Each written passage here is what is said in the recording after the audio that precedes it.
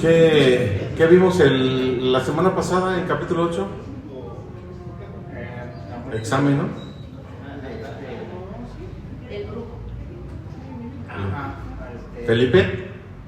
Felipe a Samaria.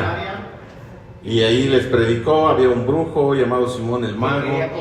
Quería comprar. Tuvieron que mandar de Jerusalén a Samaria a Pedro y a Juan para verificar. Y ya impusieron las manos, oraron y vino el Espíritu Santo. Y muy brujo y todo, pero dentro que pidieran por piedad. Hasta los brujos. Ahí está. Bueno, vamos a continuar con Hechos 8. Dice el 26 en adelante. Un ángel del Señor habló a Felipe diciendo: levántate y ve hacia el sur por el camino que desciende de Jerusalén a Gaza, el cual es desierto. Él se levantó y fue, y he aquí un eunuco etíope, un alto funcionario de Candace, la reina de Etiopía, quien estaba a cargo de todos sus tesoros y que había venido a Jerusalén para adorar. Regresaba sentado en su carro leyendo al profeta Isaías. El Espíritu dijo a Felipe: acércate y júntate a ese carro. Vamos a orar. Padre, te damos gracias porque nos permites continuar con este hermoso estudio del libro de los Hechos, el nacimiento y crecimiento y extensión del cristianismo primitivo. Padre, han pasado ya más de 2000 años y aquí estamos nosotros como consecuencia de ese grupo naciente. Ahora, permítenos, Señor, continuar con el estudio, las bases y los principios doctrinales que aparecen en este libro, que son fundamentales para nuestra vida práctica de nuestra doctrina y nuestro conocimiento de ti. Gracias, mi Dios, por esta bendición que nos das de poder estudiar, de poder tener esta libertad de tener la Biblia en cualquier traducción y Padre Celestial, que podemos disfrutar de este alimento que tú nos das en esta noche. En el nombre poderoso de Cristo Jesús. Amén. Bueno, vamos a continuar entonces. Tenemos que un ángel del Señor instruye a Felipe para ir al desierto. ¿Cómo le dijo? ¿Cómo se le manifestó ese ángel a Felipe? Pues no lo dice, nada más dice que un ángel fue tal vez a través de una visión, a través de un sueño, fue una voz audible, no lo dice, especularíamos porque el texto no lo dice. Simplemente dice que un ángel, ¿qué significa ángel? Mensajero. Apóstol es enviado, ángel mensajero. En el desierto encuentra ahí a donde lo manda, le da específicamente: levántate y ve hacia el sur por el camino que desciende de Jerusalén a Gaza, el cual pues había desierto. Entonces como que Felipe le dijo: no, pues en el desierto, ¿qué voy a hacer? ¿Para qué me mandas para allá? Aquí están las multitudes, muchos, cientos de samaritanos están creyendo. ¿Qué voy a hacer al desierto? ¿Así le dijo? No. Muchas veces cuando parece absurdo el mandamiento de Dios o hacia donde Dios nos quiere llevar, resistimos, ¿verdad? Resistimos porque nuestra perspectiva del mundo, de las cosas, es distinta. Pero Dios nunca, no dice: ahí te vas a encontrar a una persona a la cual vas a evangelizar y esta persona se va a ir a África y allá va a evangelizar a toda una comunidad. No nos dice todo el panorama, simplemente nos dice el primer paso. Cuando demos el primer paso, entonces dice: avanza el siguiente. Y así muchas veces Dios no nos da un panorama general de cómo es el futuro de nuestra vida, ministerio, familia, trabajo y tantas cosas. Simplemente Él quiere que seamos fieles en lo poco, en los pasos que Él nos está guiando, y Él nos mostrará lo que sigue. ¿Estamos de acuerdo? Pero la obediencia, aquí hay que resaltar la obediencia de Felipe, de no resistir cuando está escuchando la voz de Dios.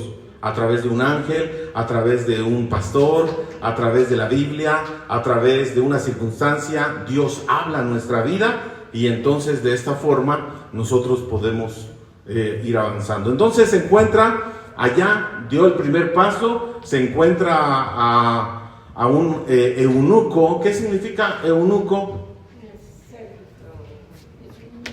Es un servidor de la realeza, bueno. Sí, pero ¿qué era un eunuco? No un nenuco. Eunuco. Bueno, nenuco va a decir, ahí está Tony, va a decir Luis, ¿no? Eunuco. Ya aprendió que ¿A quién se la vas a aventar al nenuco? ¿Qué nombre le ponemos? Eunuco, alguien que me diga que es un eunuco.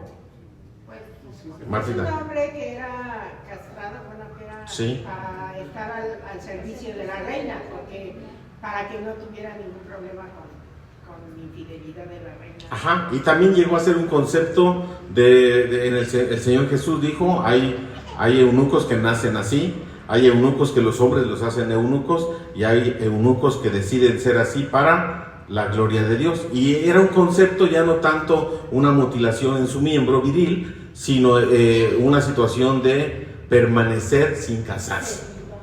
El don del celibato, celibato, del célibe, ¿sí? Del célibe. Entonces, tenemos ahí eunuco. Regularmente, ¿por qué se castraban a estas personas? Trabajaban cerca de la reina y de todo el harem, ¿qué es? ¿Con M o con N? Harem de los reyes. Entonces, pues para evitar situaciones sexuales, inmorales y demás, pues evitaban ese tipo los castraban. Y ahí viene la palabra eunuco, etíope, un alto funcionario. Candace no es un nombre propio, no se llamaba así la reina, sino era como un título de la faraona, o en el Imperio Romano el César, aunque tenía nombre cada uno de ellos, pero el César era como un título. Un hombre, ¿por qué decimos que el eunuco era rico? Por 3 cosas o 4 cosas, ¿no? Una, era tesorero de las riquezas. Pues era un hombre rico. Traía un rollo no era barato. El rollo del profeta Isaías, no cualquiera lo traía, un rollo, ¿no? Era caro ese tipo de documentos. Iba en un carruaje, también raro, ¿verdad? O andaban en mulas, o andaban a pie y demás, pero ese andaba en un carruaje. Y aparte era eunuco, significa que era un alto funcionario. A los altos funcionarios, obviamente, pues los castraban de esta manera. Entonces el eunuco había ido a Jerusalén. ¿A qué había ido? Pero ¿por qué uno etíope africano va a Jerusalén a adorar? ¿Qué tenemos ahí? Una comunidad africana judía que se remonta hasta la época de Salomón. ¿Alguien me dice qué pasó con Salomón? Primero el libro de Reyes, capítulo 10. Pero sin ver la Biblia. Acuérdese de una historia de una reina de Etiopía. ¿Fue a visitar a quién? Al rey Salomón. Conoció su fama y dice, yo quiero conocerlo. Era una mujer muy estudiosa de la naturaleza, de la ciencia, y se dio cuenta de que, o supo que Salomón era un hombre muy sabio, conocedor de todo, y quiso ir a conocerlo. Le llevó regalos, le llevó riqueza, todo lo que había en Etiopía. La reina de Saba, ¿se acuerdan? La reina de Saba, aquí lo estudiamos, la reina de Saba. Entonces, pues al parecer ella creyó y ahí se forma una comunidad. ¿Cómo le podemos llamar? Prosélitos, la Biblia le llama prosélitos, que personas de otros países que se convierten al judaísmo, a la religión judía, ¿no? Prosélitos del judaísmo, se convierten en personas religiosas practicando el judaísmo, las fiestas de Dios, los sacrificios y demás cosas, creyendo. Entonces tienen la Biblia, el Antiguo Testamento, como parte de su norma de conducta. Y tenemos ahí esta comunidad de prosélitos. Algunos dicen, pues que era judío este etíope. Era un judío que vivía por allá. Vino a adorar. traía el libro de Isaías. ¿Era judío? ¿Era judaizante o era judío? Era judío. De nacionalidad etíope, porque bueno, aquí lo dice muy claro, ¿verdad? Pero convertido a la religión judía, ¿sí? Entonces tenemos aquí esta comunidad africana de este hombre rico, tal vez enviado por los líderes de allá, y vino a adorar a Jerusalén. Pero ¿en qué fecha? ¿De qué fecha estamos hablando aquí? Más o menos, ¿qué ha pasado aquí? Estamos hablando de la persecución ya, estamos hablando que todavía viven los 12 apóstoles, estamos hablando dice que vino a adorar. ¿Será que vino en la época donde mataron a Jesús? ¿O qué pensamos ahí? Acababa de suceder la muerte, pues ya había pasado el Pentecostés, 50 días después, tal vez él se quedó más tiempo, pero dice que había venido a adorar. Por lo menos los judíos o los que practican la ley judía decía que 1 o 2 veces al año tenían que venir a Jerusalén. Entonces, ¿cuánto tiempo se quedaban ahí? Bueno, no lo sabemos, pueden ser meses. Un hombre rico puede quedarse el tiempo que quiera, ¿verdad? Entonces vamos a suponer que estuvo en la muerte de Jesús, que vio todo lo que sucedió, que lo vio crucificado, y él como creyente, como esperando también al Mesías, pues tenía muchas dudas en su corazón. Y ahí tenemos entonces a un rico etíope, que le mandan a Felipe. A Felipe, ¿cómo se le conoce? Como el evangelista. A Felipe le mandan a un evangelista, Dios, y lo encuentra leyendo al profeta Isaías. Y el Espíritu le dice a Felipe: acércate y júntate a ese carro.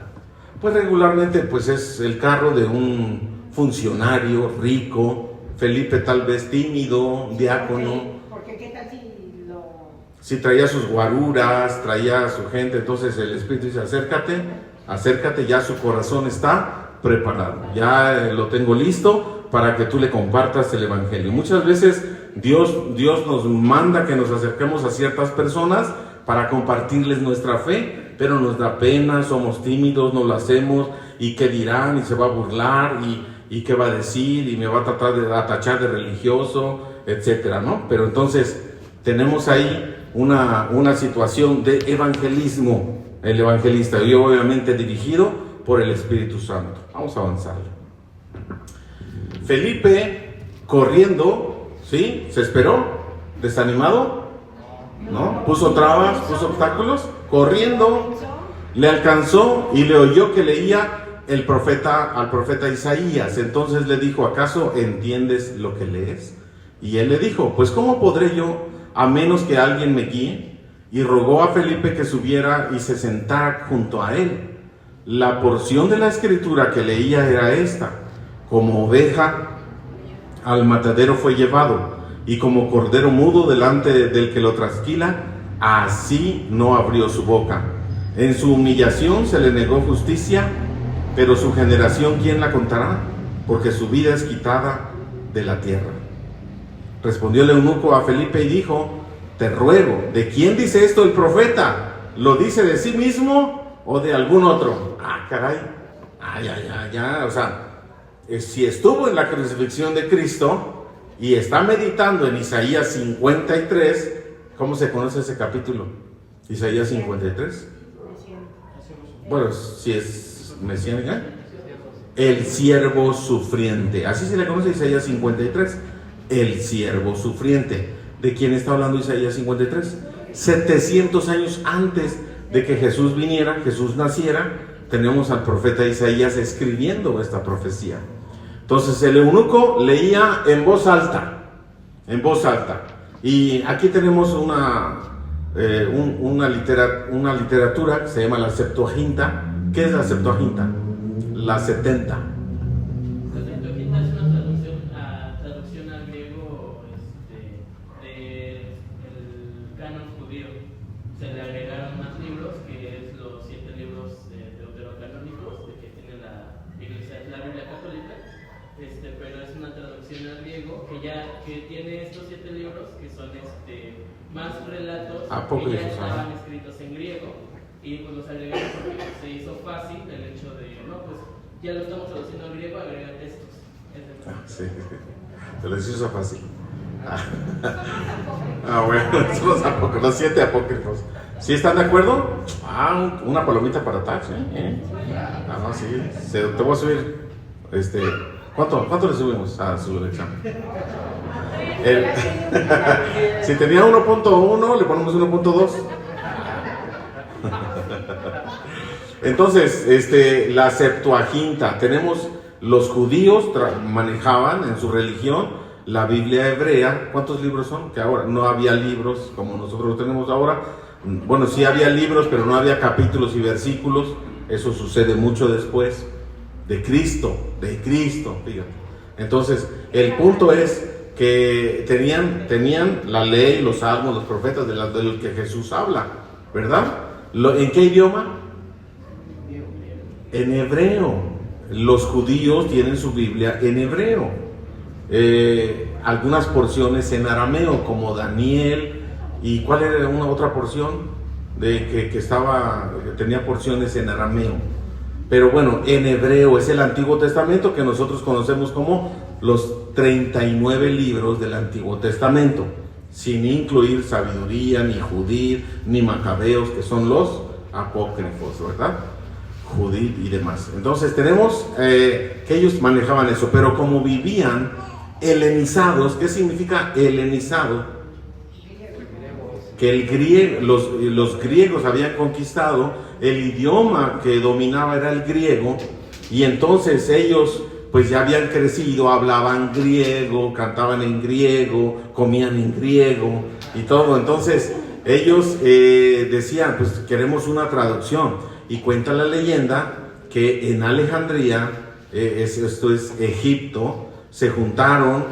Dicen que es una leyenda que 6 de cada tribu, si son 12 tribus de los judíos que vivían fuera, helenizados, 6 de cada tribu, 6 por 12, 72, por eso se le conoce como la Septuaginta, 70, la de los 70, ¿no?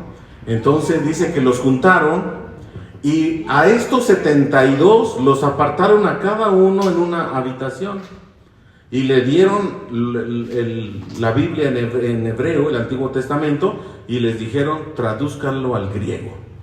Y que todos lo tradujeron en cierto tiempo, lo trajeron aquí, y todos traían copias exactas al griego, ¿no? De ahí surge la Septuaginta. Entonces, como manejaban por ahí otros documentos importantes, históricos, y que tenían que ver con sus costumbres, tradiciones, pues los macabeos era importante, ¿no? Entonces los incluyeron ahí, y ya Jerónimo, ya cristiano, la pasa toda la Septuaginta al latín, la pasa al latín, el griego lo pasa al latín, y ahí ya vienen incluidos los apócrifos que la iglesia tradicional católica pues maneja actualmente, y la iglesia griega, los ortodoxa griega, ortodoxa rusa, algunos africanos manejan los apócrifos como parte de su literatura o canon sagrado, ¿sí? Entonces es importante esa parte. Entonces, ¿qué estaba leyendo el eunuco? La Septuaginta. Estaba leyendo en griego, y estaba leyendo el rollo del profeta Isaías. La pregunta de contacto de un evangelista: ¿entiendes lo que lees? ¿Cómo se le acerca? ¿Qué le pregunta? ¿Qué está escuchando? ¿Que está leyendo en voz alta? Pues está leyendo, ¿qué es lo que dice ahí? Como oveja al matadero fue llevado, y como cordero mudo, etcétera. Y se acerca a Felipe, y ahora ¿qué le digo? Pues le pregunta, la pregunta de contacto, una pregunta inteligente: ¿entiendes lo que lees? ¿No? Si lo entiendes, explícamelo, y si no, yo te lo explico. Entonces Dios ya tiene preparadas a las personas, solamente hay que buscar una pregunta adecuada, inteligente, para poder hacer ese contacto, ese puente, esa amistad con las personas, buscando sus intereses, acercándose a ellos y demás. Entonces la pregunta: ¿entiendes lo que lees? ¿Y qué le contesta? Pues ¿cómo podré yo a menos que alguien me guíe? Y rogó a Felipe que subiera y se sentara con él. Entonces nada más están esperando que alguien se acerque, tenga el valor, les pregunte, y la gente está Dios está preparando el corazón de las personas para que reciban el Evangelio. La gran necesidad del ser humano siempre va a estar ahí, un vacío. Entonces le rogó, o sea, le rogó que le explicara. Al parecer vio la crucifixión y tenía muchas dudas. Imagínense que este eunuco durante muchos años ha estudiado con su comunidad allá en Etiopía, en África, el Antiguo Testamento, y habla de un Mesías, y habla de Isaías que vendrá. Entonces dice, y vio la crucifixión de Cristo, pero no entendía muchas cosas. Fue y vio a los líderes religiosos cómo entregaron a Jesús, los romanos lo mataron, resucitó al tercer día y él estaba confundido, y ¿será el Mesías o no será el Mesías? Entonces va leyendo en voz alta y pregunta, ¿será? ¿De quién está hablando? ¿De quién está hablando? ¿Qué dice? Respondió el eunuco, te ruego que, ¿quién dice esto? El 34. Dice esto el profeta. ¿Isaías de quién está hablando? ¿Lo dice de Isaías o de algún otro? ¿Por qué pregunta eso? Ya está preparado su corazón, ya tiene toda la información. ¿Cuántas personas aquí, cuando nosotros hacemos evangelismo, quiénes son las personas de que más aceptan a Cristo? El blanco que más acepta a Cristo. ¿Quién? Católicos. ¿Por qué? ¿Por qué no los testigos de Jehová, o los mormones, o los adventistas, o los de la luz del mundo? ¿Por qué los católicos? ¿Por qué? ¿Cuántas cosas en común tenemos con los católicos? Ellos creen que la salvación es a través de Cristo, se llaman cristianos, creen en el Padre, en el Hijo y el Espíritu Santo, creen en la palabra de Dios como norma de conducta aunque no la practiquen. ¿Sí? ¿Creen en los 10 mandamientos? ¿Creen que Jesús nació de María?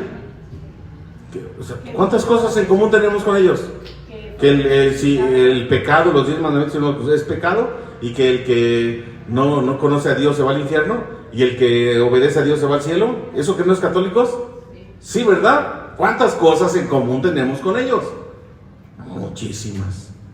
Básicamente yo nada más les digo, lo único diferente es que nosotros no nos inclinamos a una imagen y ustedes sí, ¿no? Aunque hay muchas otras cosas, pero para minimizar el conflicto, la tensión, nada más es eso. También ellos dicen que la salvación es por obras. No. Sí, yo platiqué con una que es pero muy católica, mucho muy católica, y ella dijo que tenía que hacer obras para poder llegar a la salvación. Bueno, eso sí. Bueno, pero los teólogos católicos no dicen eso.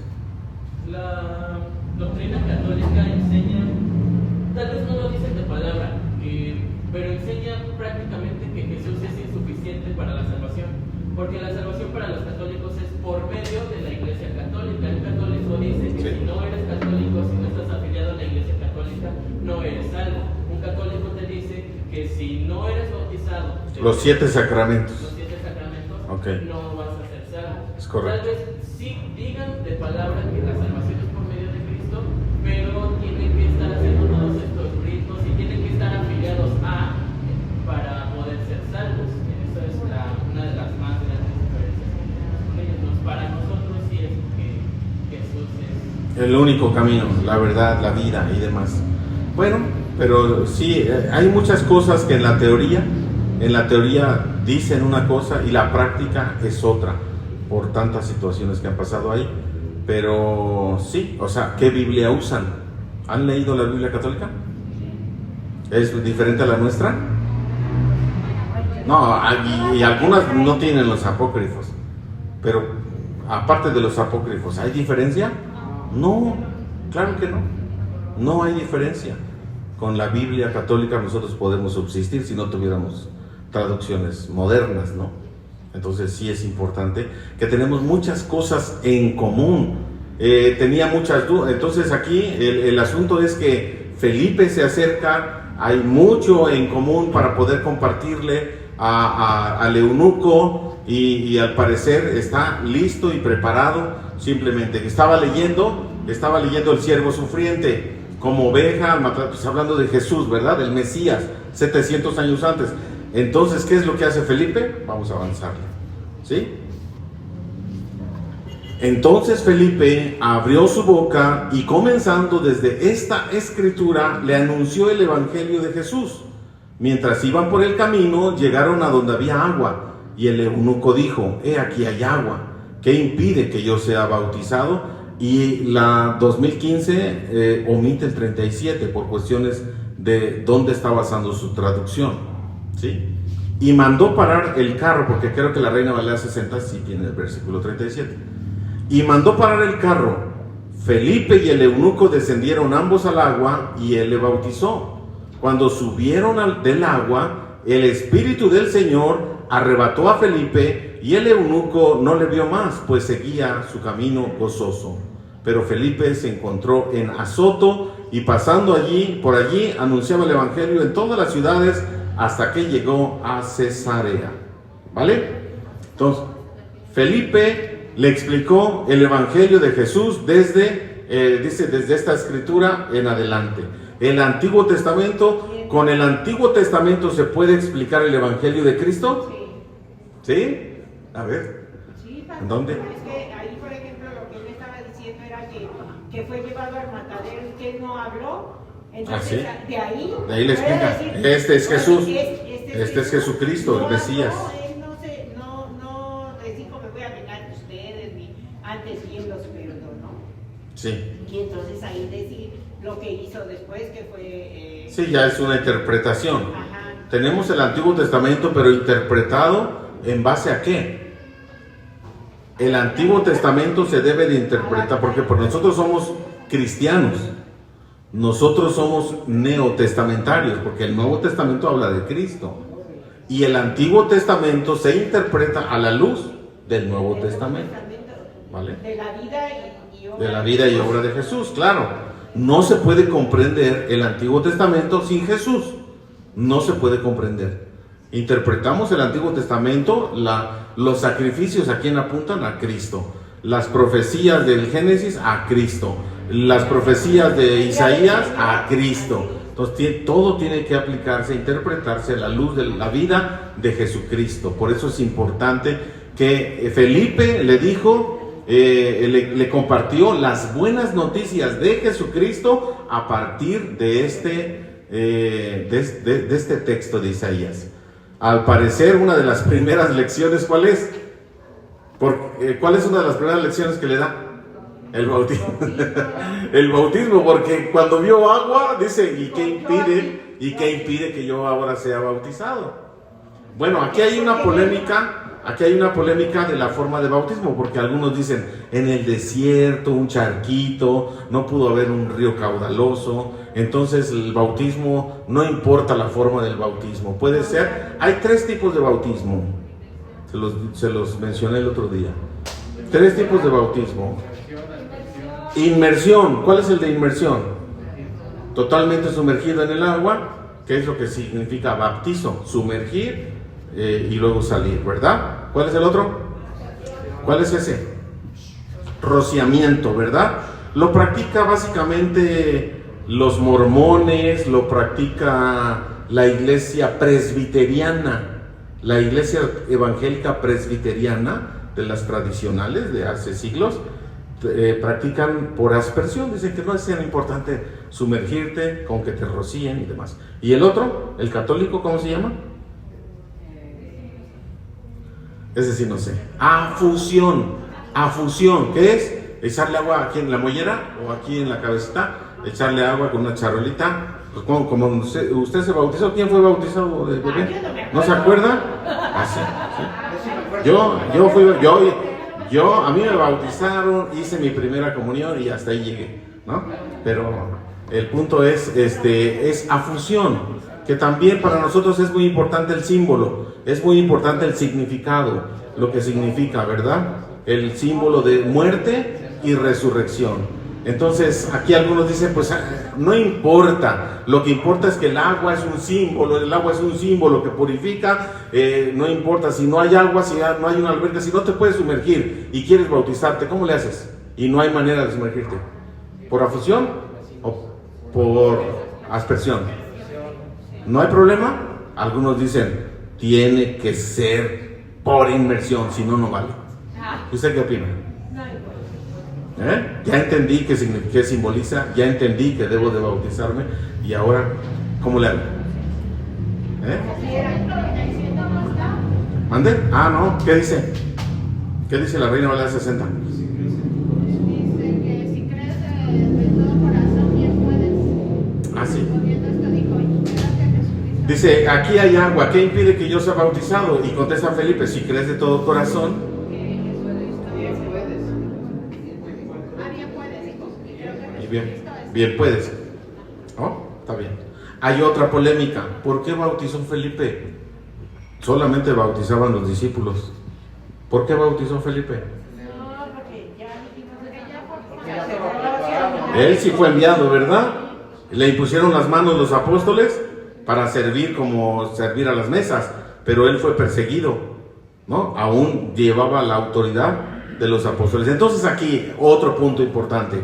¿Por qué nada más los pastores o líderes ancianos, etcétera, son los únicos que pueden bautizar? ¿Por qué no puede, si creemos en el sacerdocio de todo creyente, por qué un creyente no puede bautizar a otro? ¿Por qué Emanuel no puede bautizar a Marlon, no? ¿Se bautizaron? ¿No? Y Marlon bautizó a Manuel cuando eran niños allá en el... ¿Sí o no? Sí, pero ¿Sí se puede, un cristiano puede bautizar a otro? Un miembro de iglesia que no tenga un cargo oficial en la iglesia, ¿puede bautizar a alguien más? Emergencia, ni modo. Si el Señor me manda al infierno porque bauticé, pues ya ni modo. ¿Dónde? Eso dice el versículo. ¿Cuál? Y hacer discípulos a todas las naciones, bautizando. O sea, no puede ser mandamiento, ir a hacer discípulos todos en general, pero bautizarlos solo los pastores y los... No lo dice. Es una cuestión de orden de las denominaciones, de las religiones. Solamente por cuestión de orden. No va a llegar el hermano que apenas acaba de golpear a su esposa y dice, yo quiero bautizar, ¿no? O sea, por cuestión de orden. Solamente, no es que sea bíblico, no es que sea así contundente, es cuestión de orden, y aquí hemos decidido que los pastores son los que pueden bautizar, o al que comisione el pastor. ¿Sí? Está bien. Entonces, Felipe, y por inmersión. Creemos que había agüita, ¿no? O así, pero no lo... No lo dice. No, ya ahí depende de la postura que tenga muy estricta. Si a fuerza tiene que ser por inmersión, pues entonces, ¿y si no vale? Si no es por inmersión, ¿no vale? No, si vale, por ejemplo, ahora en los bautizos, ¿no? Por necesidad de nuestras hermanitas, por su condición de salud que tenían, se les tuvo que bautizar. Y vale, ¿verdad? Claro. Por salud no se pudo. Por salud.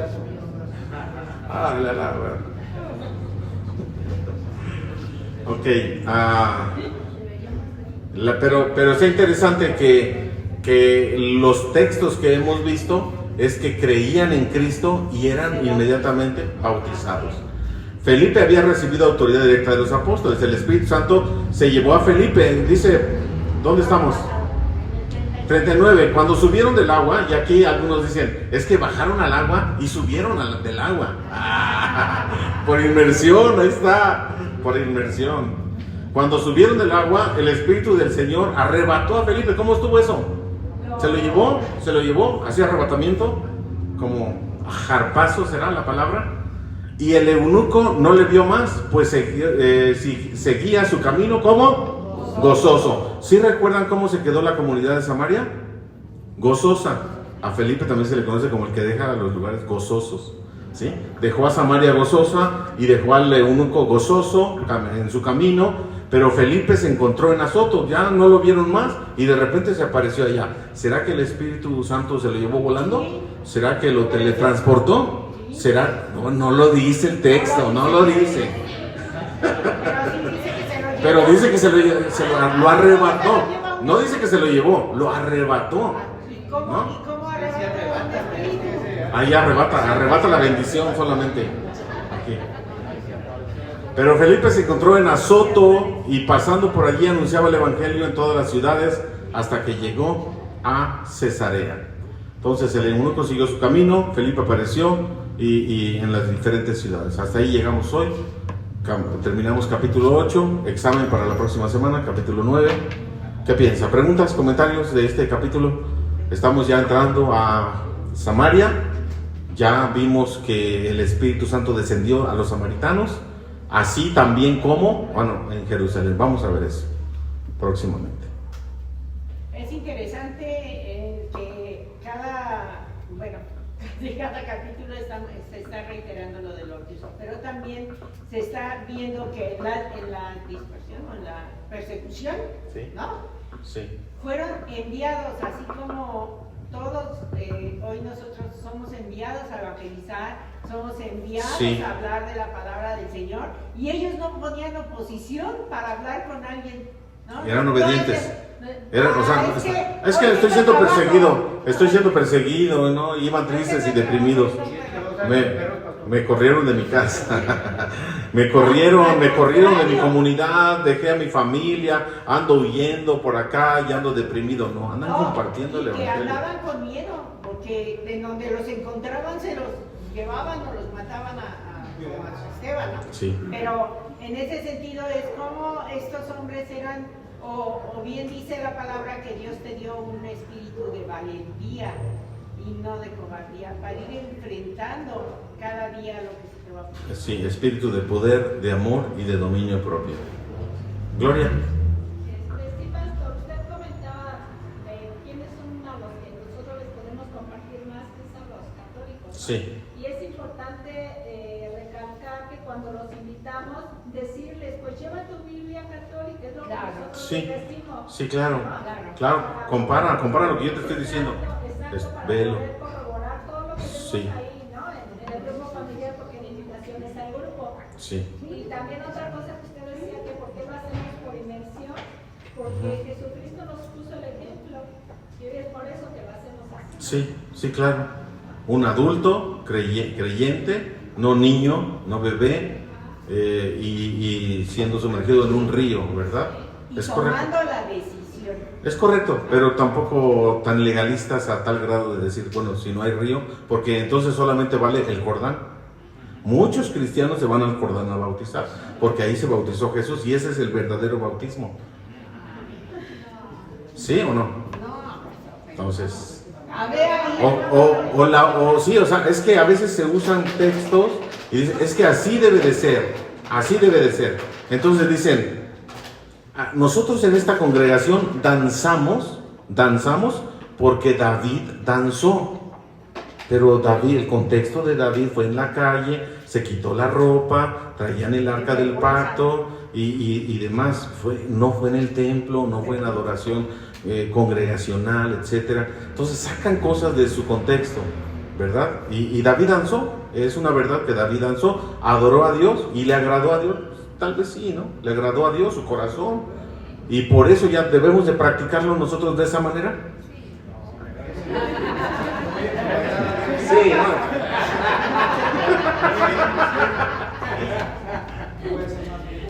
Así me voy. Por causa de Jehová me haré más vil. Muy bien. ¿No?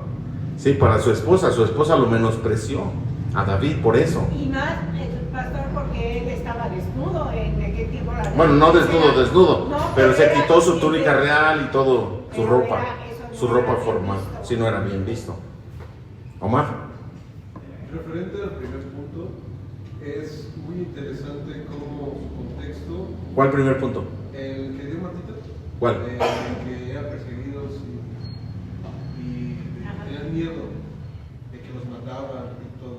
Ajá. Y es muy interesante cómo una persona normal, cómo actuaría de miedo, ¿no? Sí. ¿Quién moriría, o haría algo que te da miedo por una mentira, ¿no? Que dicen ahorita que la historia de Jesús es mentira, que ellos eran parte de, tomaron su cuerpo cuando fue crucificado, pero todos ellos dejaron su comunidad, eran perseguidos, los mataban. Sí. ¿Quién haría eso por una mentira? Por una mentira. Por eso dice Hechos 1:8, pero recibiréis ¿qué? El dunamis de Dios, de ahí viene dinamita, y me serán mártires, serán mis mártires, ¿sí? Mis testigos en donde quiera que vayan. ¿Vale? Entonces, esta era la idea de un cristiano, estar dispuesto a sufrir hasta la muerte. Eso es un mártir. A testificar. El que testifica, el que dice yo testifico que él mató al otro. Y el asesino, sí, ahorita que salga, ahorita nos vemos, Está dispuesto, el testigo es dispuesto ¿a qué? A morir.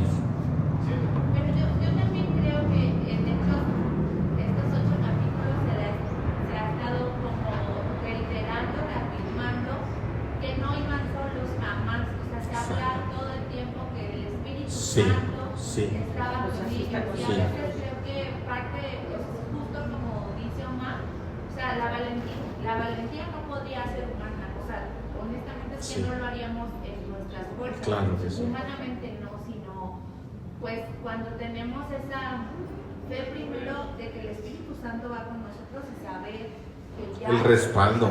¿Quién nos respalda? El respaldo. Sin embargo, Dios no respaldó a Esteban.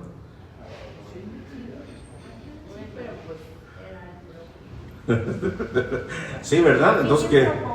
¿Dónde el concepto de protección y que Él va conmigo y mi seguridad no implica que no vaya a sufrir, no implica que yo no vaya a morir, pero sí implica que Él está ahí. Él está ahí. Aunque yo me muera, aunque me apedreen y aunque me maten y se burlen de mí, ahí está Cristo. Y vio a Jesús parado recibiéndolo, ¿no? Y por eso se llama Hechos de los Apóstoles poder y crecimiento. Poder del Espíritu y la expansión del cristianismo. ¿Vale? Sí. Qué bien. Ahí vamos, ¿no? Ahí vamos avanzando. Ya llevamos 5 meses con Hechos. A ver, vamos a orar. Padre, te damos gracias por este tiempo que nos permites continuar con este estudio, hermoso estudio de los Hechos, muchas cuestiones básicas de doctrina. Ayúdanos, Señor, a no caer en legalismos, pero también ayúdanos, poderoso Dios, a tomar en serio las prácticas, las enseñanzas que podemos aprender, Señor, en este libro. Gracias, mi Dios, por mis hermanos y por mí, que nos permites alimentarnos de tu preciosa palabra, ser fortalecidos para que en los momentos de dificultad, cualquiera que sean, pueda nuestra fe permanecer como la de estos hombres que ahora estudiamos.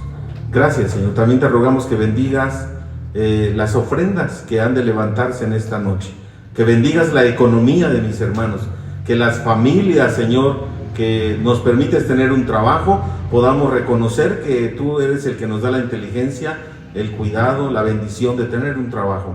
Gracias, mi Dios, porque tú eres bueno. Permítenos honrarte a través de ello. En el nombre poderoso de Cristo Jesús. Amén.